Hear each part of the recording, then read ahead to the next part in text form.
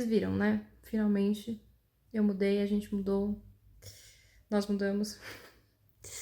E ainda falta muita coisa pra arrumar, então tá uma zona e vai ficar zoneado. Sabe quando o dia tá bem ruim? Assim, de você não conseguir se concentrar em nada, não conseguir fazer nada. Tipo, eu tô mentalmente exausta. E aí eu não consigo me concentrar, não consigo parar e fazer nada. A minha cabeça tá pulando, pulando, pulando. Eu tô, tipo, indo de Instagram pra TikTok, pro Candy Crush, sabe? Eu não consigo focar em uma coisa. Nem na minha distração eu consigo focar. O dia de hoje está sendo assim. Eu preciso. Tem uma pilha aqui de livros pra começar a ler, então eu falei, vou começar a ler. Porque lendo eu consigo. Ler me ajuda a focar em uma coisa só, né? Então vamos ver se eu consigo. Tenho aqui uma pilha de livros. Esses livros eu comprei, bom, os mosquiteiros, né? Os 3 mosquiteiros que eu tô lendo faz tempo. Estou aqui faz tempo. Eu tô lendo aqui no Kindle, que tá sujinho. Eu tô lendo o... Eu não sei se eu já falei pra vocês, eu falei em vídeo que eu não postei. Então, vou falar de novo. Eu tô lendo All the Young Dudes, a fanfic Sirius Remus, que é, tipo, cobre os 7 anos dos marotos em Hogwarts. Eu terminei o 2º ano ontem, dei um gásinho pra terminar o 2º ano e o verão, né? E agora eu tô pra começar, né? Tipo, o próximo capítulo já é o começo do 3º ano deles. Então, quando eu passo, a minha rotação passa por All the Young Dudes, eu leio, tipo, um ano de Hogwarts. Mas eu acho que agora, entrando no 3º ano, o ano vai ficar mais longo, né? Vai ter mais coisa acontecendo, obviamente, tal. Então não sei se eu vou continuar lendo de ano em ano. Veremos. Eu também tô lendo de fanfic. Meu Kindle tá cheio de fanfic. Meu Kindle tem livro? Não, tem fanfic. Mentira, tem livro também. Mas ele tá abarrotado de fanfic. Eu também tô lendo uma fanfic muito fofinha que chama The Book of Judas, que é uma fic de The Walking Dead. E ela fala sobre o Daryl cuidando da Judas. Então, tipo, imagina que deu tudo errado, todo mundo morreu, sobrou só o Daryl e a Judas, desde que a Judas era criancinha. Então, ele, tipo, não é o pai porque ela sabe que ele não é o pai dela, mas ele cuida dela. E é uma fic que são várias, cada capítulo é uma fic curtinha, uma historinha, assim, tipo um conto. E aí ela vai contando, são todos do ponto de... Até agora foram todos do ponto de vista da Judas. E ela vai contando coisas que aconteceram com eles e tal. Ai, é tão bonitinho, é tão bonitinho. A próxima vez que eu pegar, a próxima vez que minha rotação passar por The Book of Judas, eu acho que eu vou terminar ela. Porque ela é muito fofinha e ela é bem rápida de ler. Então tá. Vamos aos livros, então. Eu comprei achando que eu ia realmente conseguir ler antes da mudança e não consegui. Eu comprei O Beijo do Rio, do Stefano Volpe, que é um escritor que eu adoro muito. E eu tava pra comprar, tipo, eu queria comprar esse livro fazia muito tempo e eu acho que, assim, nunca valia a pena, sabe? Porque tava sempre muito caro e eu não peguei nada pra abrir, né? Bom, então aqui O Beijo do Rio, eu sei que é um suspense. É sobre um jornalista investigativo, Daniel, que ele volta, um amigo de infância dele morre, ele volta para a cidade natal para investigar, enfim, para ver o que estava acontecendo. E é só isso que eu sei, não sei detalhes. Então, eu vou começar por esse livro porque foi o que eu comprei antes da mudança querendo ler e não tinha tido oportunidade até agora. Então, hoje agora eu vou começar esse livro. Mas deixa eu mostrar os outros para vocês, que eu comprei no sebo. Eu troquei no sebo, na verdade, porque eu tinha juntado um monte de livro, né, arrumando as coisas pra mudança. Eu juntei um monte de livro didático que eu ia jogar fora, né, ia doar. Falei, vou levar no sebo, vai que consigo trocar, né, e consegui alguma coisinha. Então, Acima de Qualquer Suspeita, que é o Presumed Innocent. Eu não sei, gente, se eu já li esse livro, eu acho que não. Mas esse livro tem um filme, né? Se eu não me engano, tem um filme. E fizeram uma série, não fizeram agora? Não sei. Enfim, também não sei sobre o que é, mas com certeza é alguma coisa de tribunal, de investigação, de coisa jurídica que eu gosto bastante, né? Daí eu comprei também no sebo Perfume, a História de um Assassino, que é um livro que sempre esteve na minha lista porque todo mundo fala que esse livro é maravilhoso. Todo mundo que lê fala que é um dos melhores livros que já leu, tal, não sei o quê. E eu nunca vi o filme. E eu nunca dei muita trela pra essa conversa de é o melhor livro, tal, não sei o quê. Mas, recentemente, uma das booktubers que eu sigo, gringas, ela falou, né, leu, e a mesma coisa, é o melhor livro, tal, não sei o quê. E eu me empolguei com o vídeo dela, né, então vou ler aqui, me interessei pra ler. E é um livro pequeno, né? E ela disse que é um livro que você lê rápido, porque você fica tipo, quero ler. E eu tô precisando disso, né? E só que eu tô precisando de um livro que seja assim e seja bom também. Não seja só, tipo, é rápido pelo suspense, mas também eu quero que ele seja bom, sabe? Faz um tempinho aí que eu não leio suspense muito bom.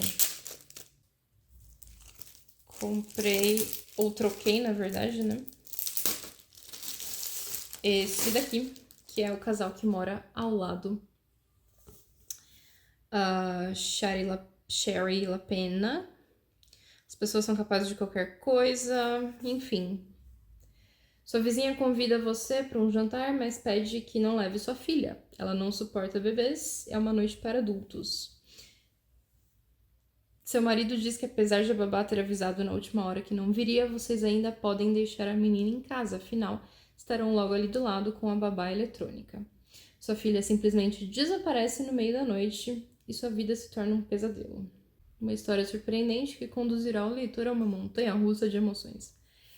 Enfim, né? Um suspense, um thrillerzinho que parece ser bom. Assim, que parece que vai me consumir um pouquinho aí. Então, como eu disse, é disso que eu tô precisando, né? Então, na verdade, acabei de perceber que eu não tinha percebido isso antes. Temos 4 suspenses, né? Temos o Beijo do Rio. Temos o Beijo do Rio. Temos Acima de Qualquer Suspeita, Perfume e O Casal que Mora ao Lado. Qual dos 4 vai conseguir consumir a minha mente? O que vocês acham?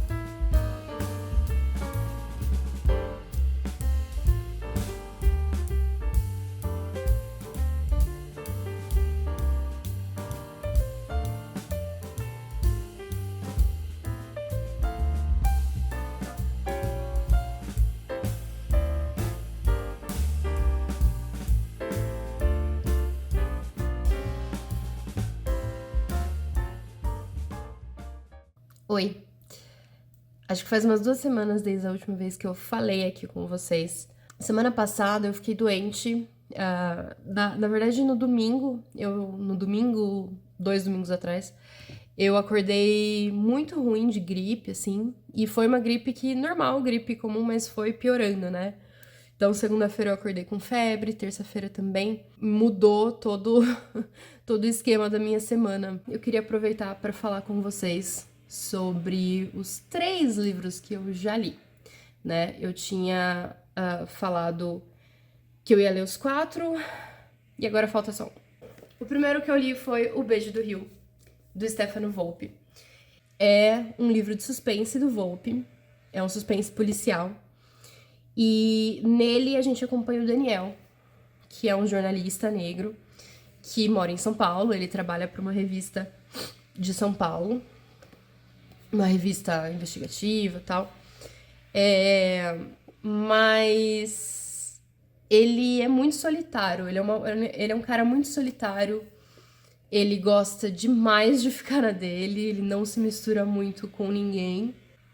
Ele vem de uma cidadezinha chamada Água Doce, no interior do Rio. E essa cidade, ela é dominada, ela é controlada por uma igreja que se chama Igreja das 7 Virgens, 5 Virgens, sei lá quantas virgens. Mas tem uma religião lá dos virginitas que tem essa igreja das 5, 7 virgens e eles controlam tudo na cidade. Isso era muito pior, esse controle que eles tinham era muito pior na época que o Daniel era criança, né?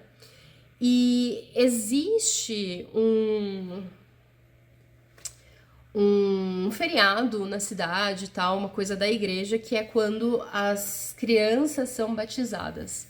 Então, tem um rio, né, que passa pela cidade, que passa ao lado da cidade, e as crianças são batizadas nesse rio. É uma cerimônia, todo um rolê, tem um feriado, né, como eu falei, a cidade para quando isso vai acontecer.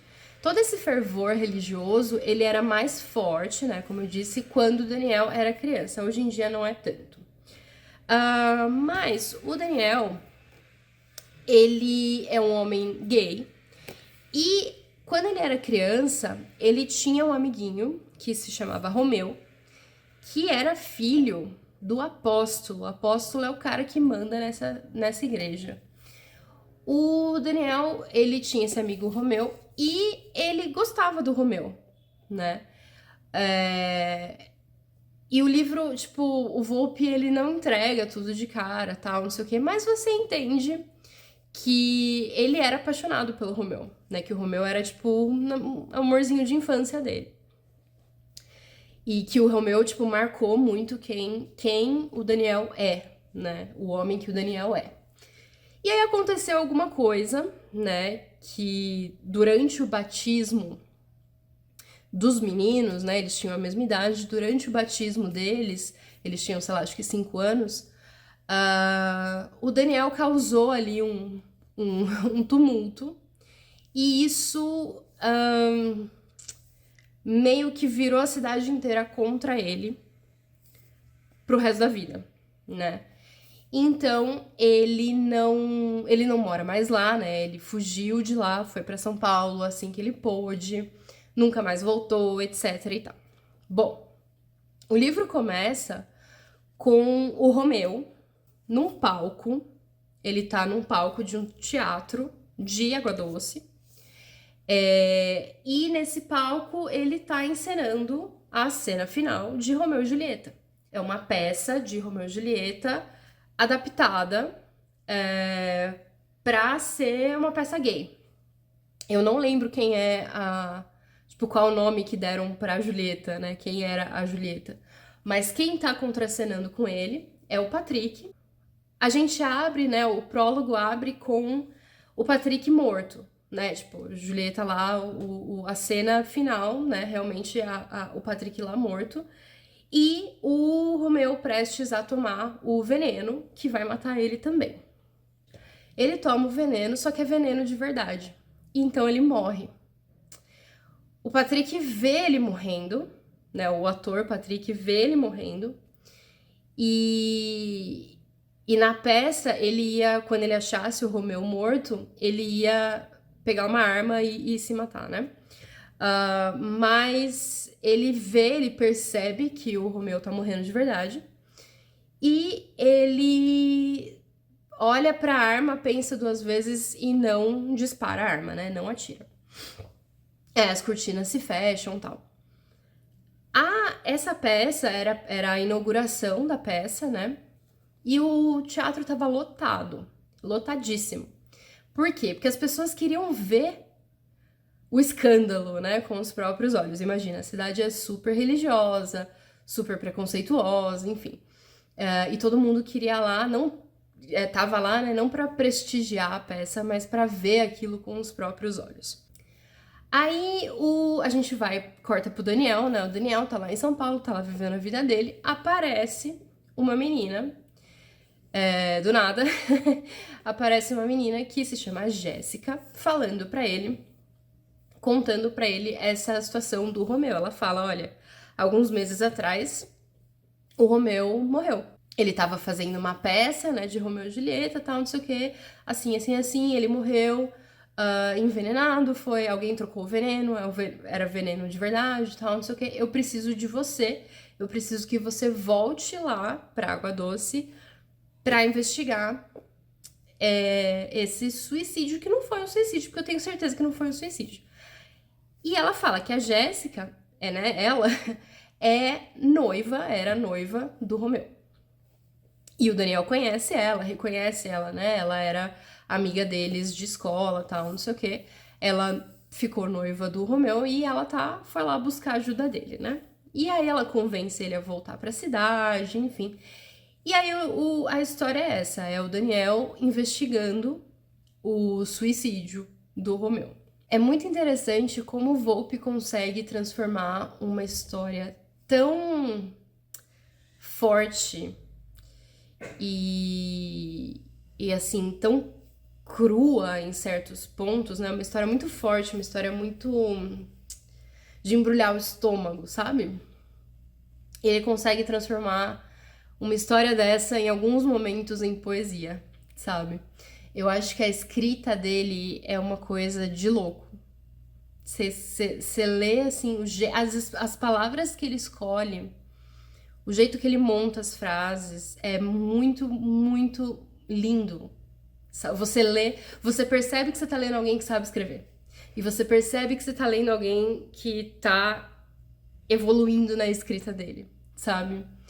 Eu li O Segredo das Larvas, a primeira edição, que foi a edição que o Volpe publicou como autor independente. Agorinha ele tá republicando O Beijo das Larvas, que foi... O Beijo, não, O Segredo das Larvas, que ele reescreveu, né? Tá publicando pela Galera.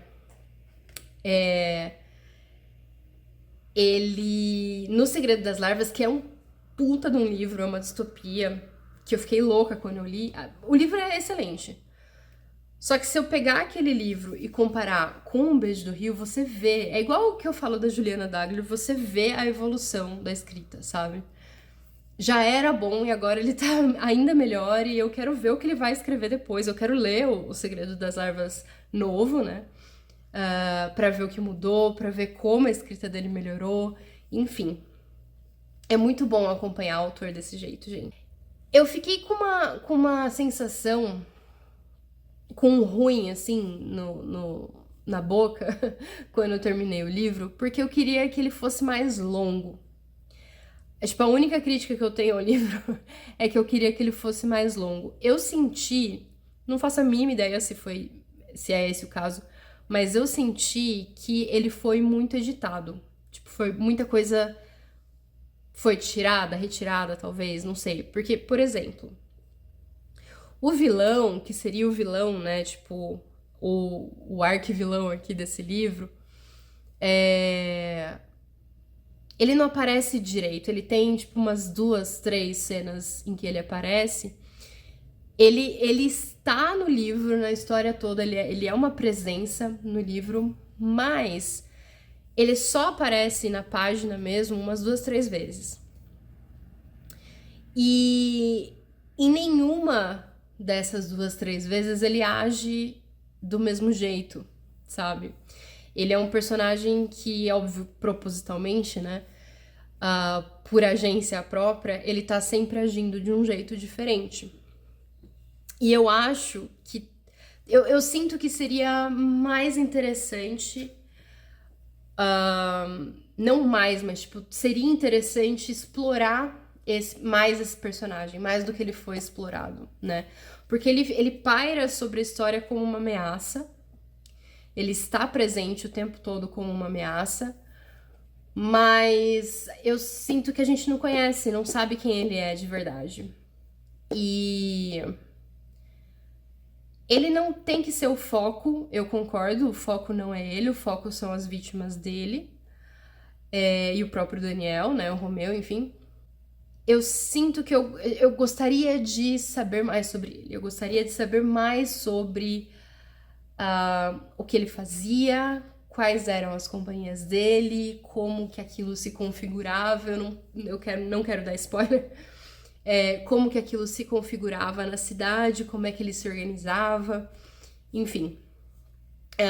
Mas tirando esse gosto de, putz, eu queria essa coisa de eu queria mais, eu queria que o livro fosse maior, tirando isso, o livro é excelente. Excelente mesmo, recomendo muito O Beijo do Rio.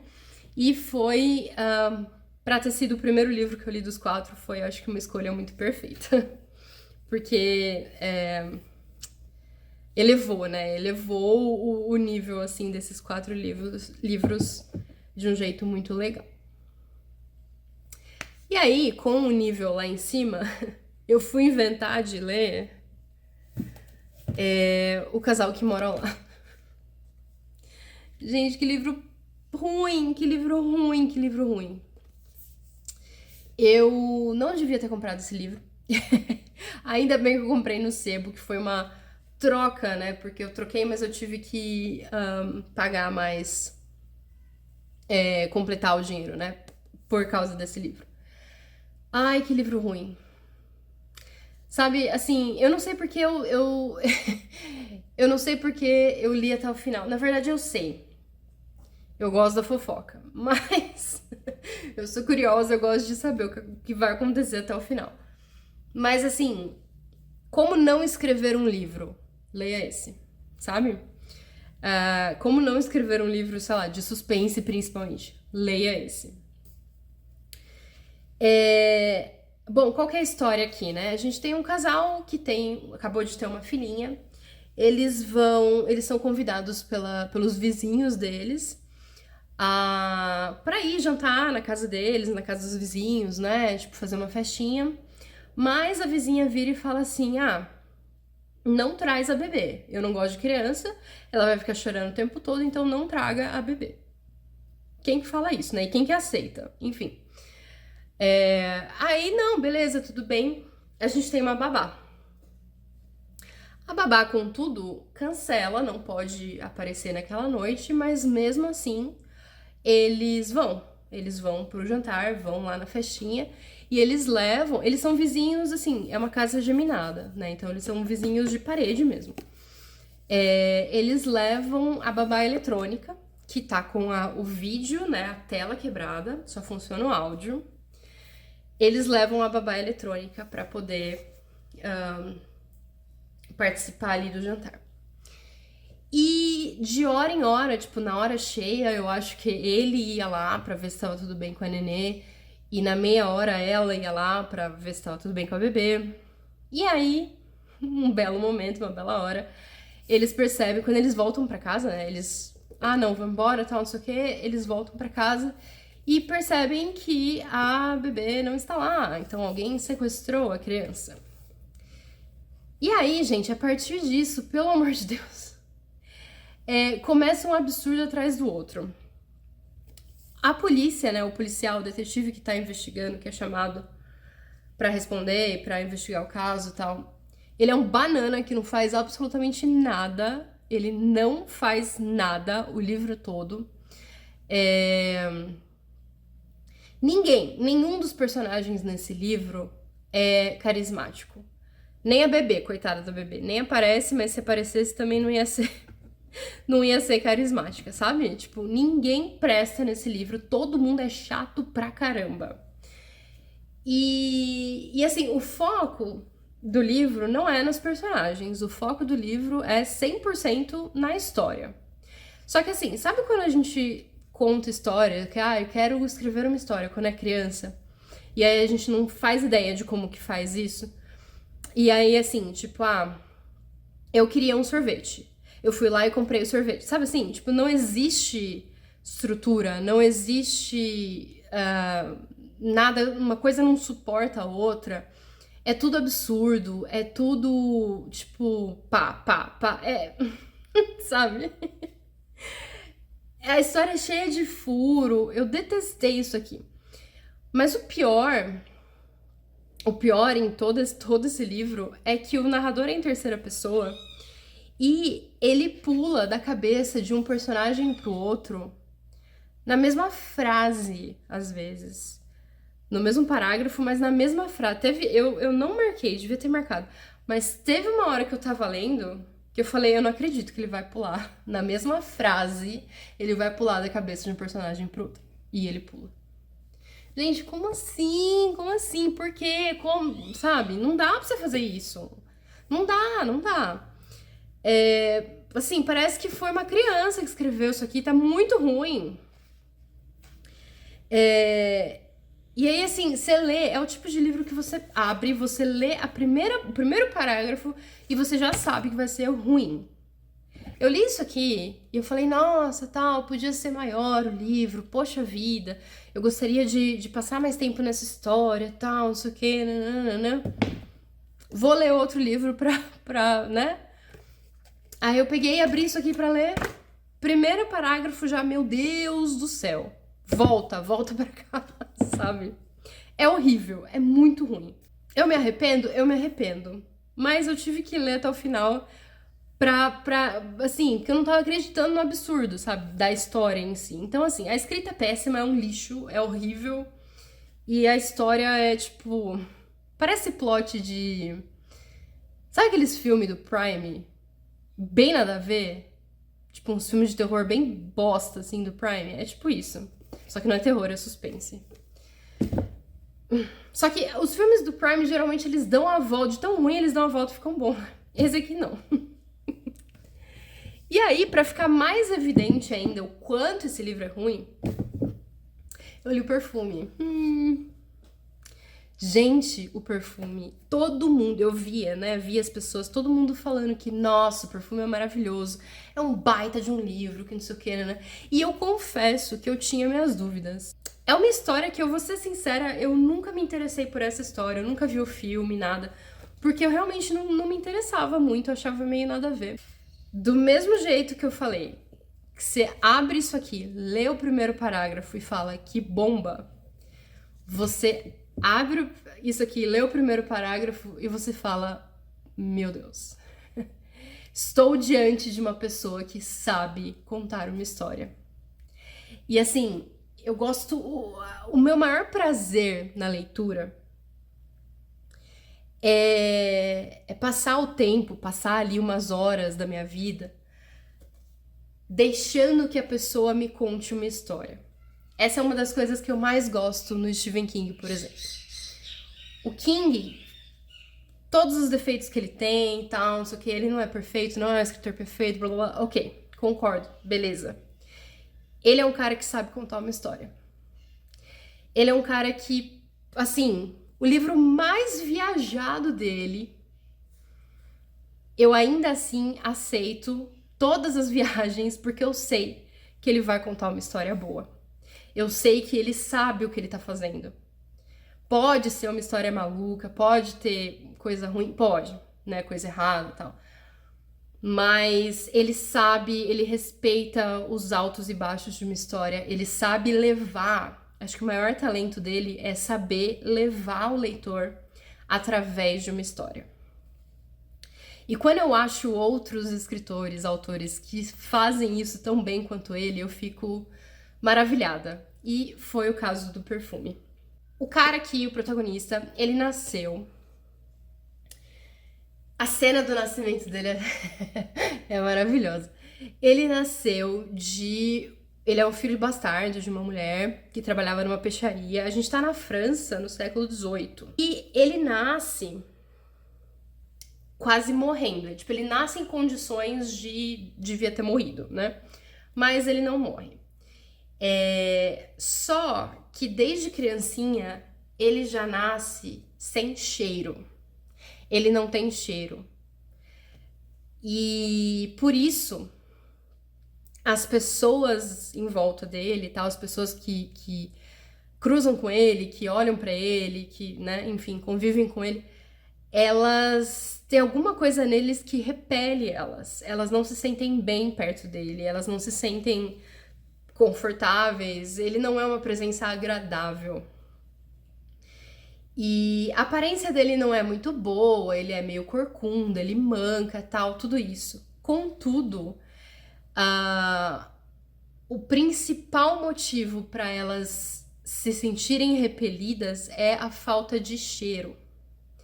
E isso é uma coisa que me fez pensar muito, assim, no cheiro, né? Porque o cheiro é, dos nossos sentidos, o cheiro é o sentido menos perceptível.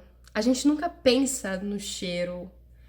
Tipo, a gente percebe um cheiro quando o cheiro é ruim, muito ruim. A gente percebe um cheiro quando o cheiro é muito bom. Mas, tipo, a gente não para pra pensar no quanto o cheiro influencia. Assim, se a gente gosta ou não gosta de alguém, se a gente vai ou não vai com a cara de alguém, sabe? Eu achei essa discussão muito legal no livro. Ele vai passando de ama de leite em ama de leite, assim. E elas não gostam de ficar com ele, de sustentar ele, né? De dar mamar pra ele e tal, não sei o quê. Por algum motivo que elas não conseguem explicar. Então ele vai passando de mão em mão até se tornar um jovem e tal. E ele, apesar de não sentir, de não ter cheiro, ele sente, o olfato dele é assim perfeito. Ele cheira qualquer coisa. Ele é capaz de cheirar e distinguir os cheiros de tudo. Então, acho que o olfato dele é melhor do que o de um cachorro, de um animal, enfim. Ele cheira tudo e ele entende. Porque ele cheira de um jeito que os outros não conseguem cheirar, né? Assim, ele sente o cheiro de um jeito que os outros não conseguem sentir.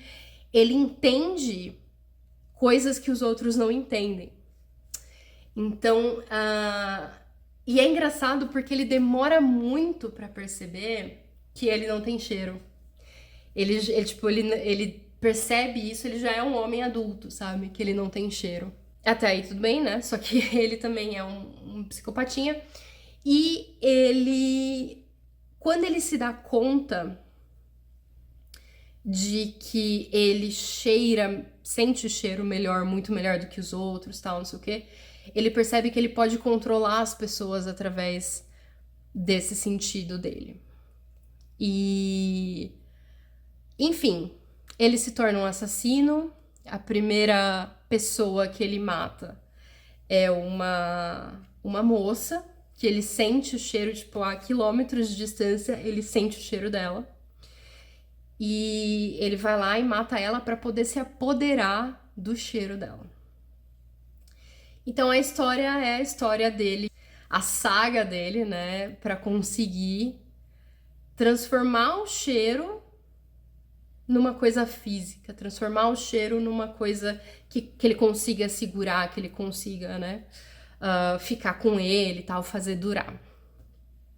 E aí ele começa a estudar, ele vai ser aprendiz, auxiliar em perfumarias, tal, em laboratórios e esse tipo de coisa. E aí é essa história, gente, é um assassino. O nome do livro é O Perfume, História de um Assassino, então ele é um assassino. Só que o que me surpreendeu muito nesse livro foi que a maior parte do livro não é sobre ele matando as pessoas. A maior parte do livro é sobre ele se tornando quem ele é.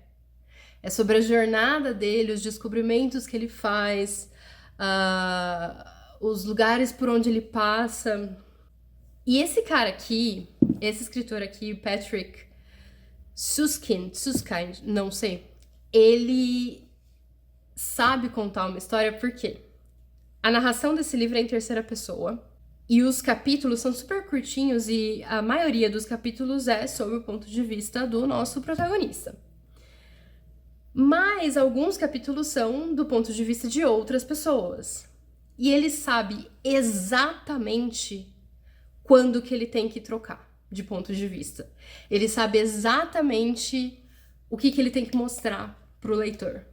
E por quê? Eu queria muito achar, inclusive acho que eu vou pesquisar isso, algum estudo, algum artigo, alguma coisa que discuta a estrutura dessa história. Porque foi uma coisa que me deixou fascinada. Sabe, ele tá mostrando o que tá acontecendo aqui e tal, não sei o que, não sei o que, não sei o que, de repente ele corta e vai mostrar outra coisa, porque faz sentido ele mostrar outra coisa e, tipo, nossa, é muito bom. E eu tenho que falar, preciso muito, muito falar que a tradução desse livro, se eu não me engano, o original é em alemão. A tradução que eu li é do Flávio Kotze, não sei. É uma tradução de... O livro foi publicado em 85, mas eu não sei de quando que é a tradução. Eu não sei se é a única tradução que existe. Contudo, essa tradução eu achei sensacional. Não sei, gente, de quando que é essa tradução. Mas nossa, que tradução boa. Porque o que é uma tradução boa? Uma tradução boa é uma tradução que você lê e você não percebe que você está lendo uma tradução. Uma tradução boa é uma tradução que não tem interferência. Uma tradução boa é uma tradução que respeita o texto original e que, ao mesmo tempo, não interfere no texto original. Então, E lendo, assim, eu nunca li o original, né? Não tenho conhecimento de alemão suficiente pra saber, né, como é que é o original, pra imaginar, ler a página em português e lembrar e imaginar o texto original. Não consigo fazer isso em alemão. Mas, assim, independente disso, o texto, a tradução, você sente que é uma tradução bem feita. Você percebe que é uma tradução sem interferência. Então, achei sensacional. Tipo, de cara, na primeira página, no primeiro capítulo, eu já percebi. A escrita desse autor é de cair o queixo. E 2, a tradução é de cair o queixo. Então, nossa, gente, que livro maravilhoso. Que livro maravilhoso. Eu queria ter ficado ontem, eu terminei ele hoje de manhã. Eu queria ter ficado acordada durante a noite pra ler. Porque faltava um pouquinhozinho, não consegui ler à noite. Porque trabalho, né? Mas, nossa, deliciosa essa história. Aliás, a escrita, né? Deliciosa. A história, gente, que história. E é isso que eu tô falando, porque, tipo, a história é horrível. Assim, os temas e as palavras que ele escolhe, as coisas que ele traz são... Pra quem, aliás, um aviso de gatilho. Quem não sabe, quem tá pensando em ler esse livro, tal, não sei o quê, tem um cachorro que morre nesse livro, tá? Não sabia disso, fiquei mal quando eu li. Mas, assim, apesar disso, e apesar de toda a violência que existe nesse livro, de toda... de todas as cenas grotescas que existem nesse livro, que ele descreve sem dó, a história é muito bem contada. E eu fico fascinada com uma história bem contada. Então, assim, esse livro foi... Nossa Senhora! E exatamente nessa ordem, né? Um livro muito bom, um livro bosta e um livro maravilhoso. Eu terminei de ler, finalmente, o Acima de Qualquer Suspeita, do Scott Turow. Posso finalmente terminar esse vlog. Sobre o que é esse livro, gente? Sobre o que é essa história? Tem um cara, que é o Rusty, ele é um promotor assistente do condado lá dele, né? Condado de Kendall. Existe condado de Kendall? Não sei. Não sei se é um lugar fictício ou não. E o que acontece? O livro começa quando uma moça lá, que tem o mesmo cargo dele, né, dentro da promotoria, ela é encontrada morta. E assassinada, né? E no apartamento dela e tal. E aí, qual que é o cenário? O chefe dele, que é o promotor-chefe, ele tá... eles estão em período de eleição, né? Pra escolher o próximo promotor. E o chefe dele tá ele se candidatou, né? Ele tá concorrendo. O concorrente dele é um cara que todo mundo ali se conhece, né? Todo mundo se conhece, todo mundo sabe o podre de todo mundo, enfim. E a disputa entre eles, entre o cara que tá se candidatando, né? Que tá querendo a reeleição, acho que pela terceira vez, ele já se reelege várias vezes, né? A disputa entre eles é muito acirrada. Então, um outro promotor assistente ali do escritório, ele apoia o cara que é o adversário, né, que tá se candidatando contra o promotor atual. E aí, faltando poucas semanas para a eleição ocorrer, o chefe, né, o promotor-chefe, vira pro o Rusty, que é o protagonista, e fala para ele, olha, esse caso aí, esse assassinato, tipo, a gente precisa achar o culpado, a gente precisa achar o assassino, e eu preciso que isso seja resolvido antes da eleição. Então, vou colocar a investigação nas suas mãos, vou colocar esse caso nas suas mãos e você vai resolver isso pra mim, beleza. E, muito bem, e aí a gente segue. O livro é em primeira pessoa, a gente tá na cabeça... A gente não tá exatamente na cabeça, mas a gente tá lendo, né, tudo que o Rusty tá falando, né? E ele tá contando toda essa história. Só que assim, a gente percebe que tem muita coisa que ele não fala, tem muita coisa que ele deixa, tipo, em primeira pessoa, né? Narrador nunca é confiável. Mas... Ou narrador em primeira pessoa. E aí tem muita coisa que ele não fala, tem muita coisa que ele deixa, tipo... Ele deixa no ar, né? Fica muito estranho, assim. E aí ele vai contando toda a história da politicagem deles. Ele vai falando sobre o relacionamento dele com todos os outros personagens, é bastante gente e tal. E aí a gente acompanha a investigação dele, que, assim, durante a investigação dele, ele descobre indícios de corrupção, assim, muito, muito pesada ali na promotoria, né?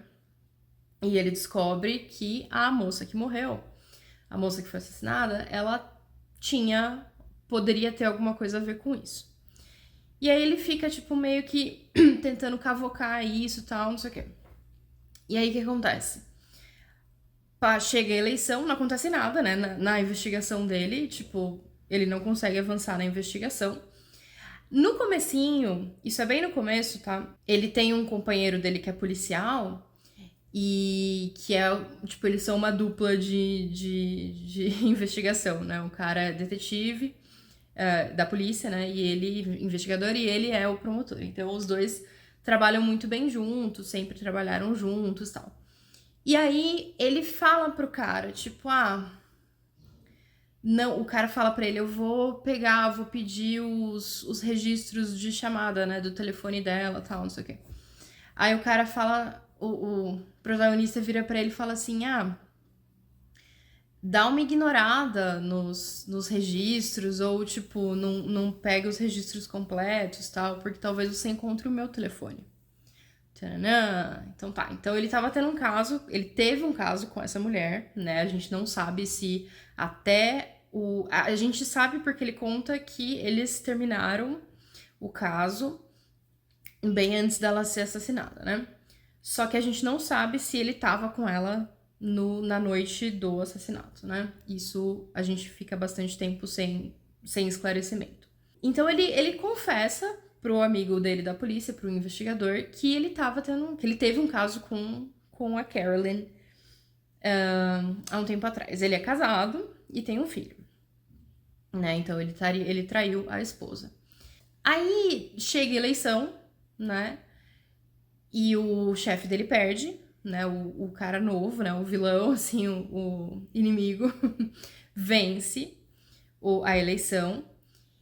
E imediatamente ele avisa o cara que venceu, né? Avisa pra ele, pro chefe dele e tal, não sei o quê, que ele tá sendo acusado, ele vai ser acusado do assassinato da Carolyn, porque a investigação dele, tipo, concluíram que foi uma porcaria, que ele não conseguiu descobrir nada, que ele tava propositalmente despistando a investigação, sabe, escondendo pistas e tal. Então ele é acusado oficialmente do assassinato que ele estava investigando.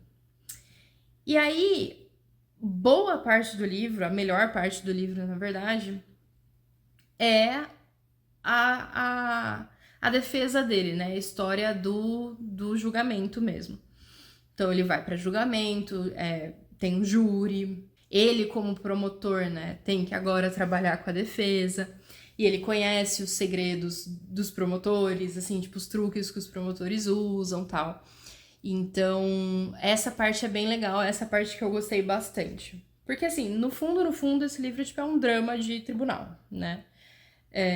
Não chega, assim, a ser um suspense. Ele é bem parado pra ser um suspense, tá? Eu diria que ele é um drama, a maior parte dele é um drama de tribunal, que é uma coisa legal, eu gosto bastante, né? Eu me interesso bastante por esse tipo de conteúdo, assim, de história, né? Durante o julgamento, ele continua, né, como narrador, ele continua com aquela história de não falar tudo. A gente não sabe, até o final do livro, a gente não sabe se ele é culpado ou não. E aí, no final, ele revela, né, o que realmente aconteceu. Só que, assim, eu achei bem fácil de descobrir, não quero falar óbvio, mas eu achei bem fácil de descobrir. No começo do livro eu já tinha esse palpite do que realmente tinha acontecido. E no final eu tava certa. E é um final legal, é um final que eu gostei. É uma coisa tipo. Eu pensei, no começo do livro, eu pensei, eu acho que foi tal coisa que aconteceu. E tomara que tenha sido, porque se for, vai ser muito legal. E realmente foi, então eu tava certa. E eu achei que foi fácil de descobrir. Só que a graça é o que eu falei, não é um suspense, né? Não é aquele thriller, assim, que você fica sem parar de ler, assim, não consegue parar de ler, né? Então, como não tem essa coisa, não tem problema ter sido fácil de descobrir, porque o tchan do livro é o tribunal mesmo, é o julgamento. A gente tem todo o julgamento, tipo, todas as testemunhas, a acusação. Acho que foram 4 ou 5 dias de julgamento e ele, tipo, narra todos eles e tal. E isso é bem legal, né? Eu gosto bastante. Só que assim, o livro termina faltando, tipo, a história realmente termina faltando umas 30 páginas ainda pro livro acabar, sabe? Fica faltando ainda um pedacinho, acho que até mais, umas 50 talvez, não sei. E aí, assim, não tem linguiça pra encher, sabe? Não tem mais o que ele colocar nessa linguiça, ele tá enchendo a linguiça. Então eu acho que o final é muito desnecessário.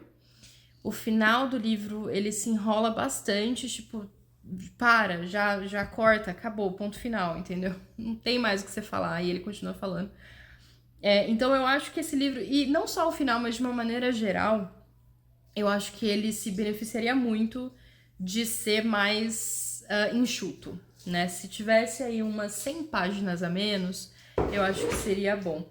Ele tem, no total, essa edição, tá, gente? Essa edição da Record de sei lá quando. Ele tem 419 páginas. Então, 419 páginas, eu acho que seria bom se tivesse, tipo, umas 300, sabe? Eu acho que não tiraria nada da parte boa do livro. Porque fora o julgamento é só lenga-lenga, é só enrolação, sabe? Eu acho que toda informação que ele dá nas partes fora do julgamento, ele poderia ter dado durante o julgamento, sabe? Na narração do livro. Como eu disse, narrador em primeira pessoa. Ele é um narrador muito chato, né? O personagem principal aqui, ele é um mala. você fica torcendo pra ser ele o culpado, porque assim, ele é muito chato. Eu quero que ele se ferre, sabe, assim. E não é feito, e eu tenho a impressão que ele não é feito, não foi proposital isso. Então isso seria uma, tipo, um defeito, uma falha, sei lá, do autor, né? Porque é claro, né, que esse livro foi... Você tem que relevar, pensar na época que o livro foi escrito, pensar no contexto, pensar, tipo... Esse livro é de 87, então, assim, pra época, eu acho que ele condiz com a época em que ele foi escrito, né? Que ele foi publicado. Mas, assim, tem umas coisas que dá um nojo de ler, assim, às vezes, e o cara é muito chato. Não gostei. Então, eu acho que só de ter esse estranhamento do narrador já me impõe uma barreira, né? Eu não consigo curtir tanto o livro, sendo que o narrador ele é muito, tipo, se faz muito de vítima, ele tem uns momentos, assim, muito estranhos. Além de tudo isso, o problema principal desse livro, eu acho que ele não é muito bem escrito, tá? O Scott Turow, ele foi promotor, né? Ele tá escrevendo sobre uma coisa que ele conhece. Então, ele é super detalhado, não fica, tipo, ele não deixa a desejar em relação aos detalhes, assim, né? Só que eu acho que justamente por isso é uma escrita muito densa, sabe? Ele descreve muito as coisas sem colocar, sem pensar muito na narrativa da história, parece às vezes. Só que o problema principal dessa edição é a tradução. A tradução desse livro é horrível. E isso tira completamente a imersão na história. Isso, assim, já faz que eu me pego lendo a tradução, lendo o texto, né? Procurando defeitos e críticas para fazer a tradução do que realmente tentando entrar na história. E isso porque a tradução, ela não é boa. Ela não é boa. Sabe, tipo, você tá aprendendo inglês e aí você vai traduzir um texto, vai traduzir uma frase, um parágrafo e você traduz tudo ao pé da letra. Inclusive as frases que você fala de outro jeito em português, você fala de um jeito mais coloquial, mais normal em português, a pessoa pega e traduz tudo ao pé da letra numa linguagem de dicionário, assim, sabe? Numa linguagem que é muito, enfim. É isso aqui. É isso aqui, o livro inteiro. Ao ponto de frases inteiras, assim, parágrafos inteiros não fazerem nem sentido, sabe? Se eu tiver o mesmo tipo de besteira de você que aguentei no passado, vou metê-lo na prisão. Pensa nessa frase em português. Dá pra entender o que tá querendo dizer. Mas assim, pensa nessa frase em português. Não faz o menor sentido. Juro que vou. Não me diga uma coisa pensando em outra. E quero dizer isso na presença do promotor público. Nico, você sabe que sempre nos demos bem, mas há uma história diferente aqui. A vida atomizada do restaurante rodopia ao nosso redor. Em mesas separadas, casais conversam, os trabalhadores até tarde jantam sozinhos. As garçonetes servem café. E aqui está sentado Rusty Savage, 39 anos, sobrecarregado de fardos vitalícios e da fadiga cotidiana. Digo a meu filho para tomar seu leite. Mordisco minha carne de hambúrguer. A 1 metro de distância se encontra a mulher que eu disse ter amado por quase 20 anos, fazendo os melhores esforços para me ignorar. Mas não tenho a capacidade de fazer coisa alguma a respeito. Não são apenas as rotinas da vida adulta que minam minhas forças. Falta em mim algum artigo humano. Como assim? Falta em mim algum artigo humano. E só podemos ser o que podemos ser. Dá pra entender, dá pra você entender. Eu li o livro inteiro, eu entendi o que aconteceu. Só que assim, parece que eu tô lendo uma tradução feita por alguém que não conhece, não tem domínio suficiente do idioma pra conseguir traduzir um livro e realmente, tipo, escrever em português o que deveria ser, o que foi escrito em inglês. Não só passar, tipo, palavra por palavra para outro idioma, passar a ideia, né? Passar o que realmente, a ideia do que o autor estava querendo dizer, né? Eu sou muito crítica com tradução, porque eu acho que é uma coisa que afeta muito o aproveitamento, influencia, né, muito no aproveitamento do livro. Quando uma tradução ela é bem feita, você não precisa ter conhecimento da língua original, obviamente, para saber que uma tradução, para sentir que uma tradução foi bem feita. Igual eu falei nesse vlog sobre o perfume. O livro original, o original do perfume, ele é em alemão. Eu não tenho conhecimento suficiente de alemão pra saber se a tradução, tipo, realmente é essa palavra, aquela palavra, entendeu? Mas eu consegui ler a tradução feita e achar fantástica. Por quê? Porque é um texto que, em português, ele é fluido. É um texto que não é truncado. É um texto que, tipo, faz sentido em português. Todas as frases fazem sentido em português. Não é uma coisa que eu leio e penso, nossa, que coisa estranha, entendeu? Esse livro aqui, infelizmente, o livro inteiro é tipo, nossa, que coisa estranha, nossa, que frase é essa? E o pior, é pior ainda quando você conhece o idioma original, porque eu consigo ler as frases em português tipo, a tradução ela tá tão literal que eu consigo pensar no que foi escrito em inglês, entendeu? Enfim, isso é muito chato, é um ruído. É um ruído muito grande no texto.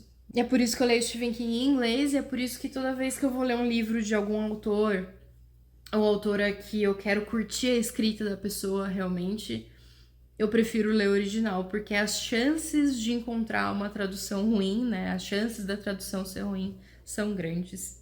Então, se vocês têm, gente, se vocês têm essa oportunidade, procurem pela versão original, né? Pelo idioma original das obras, que faz uma diferença bem grande, tá? Na leitura.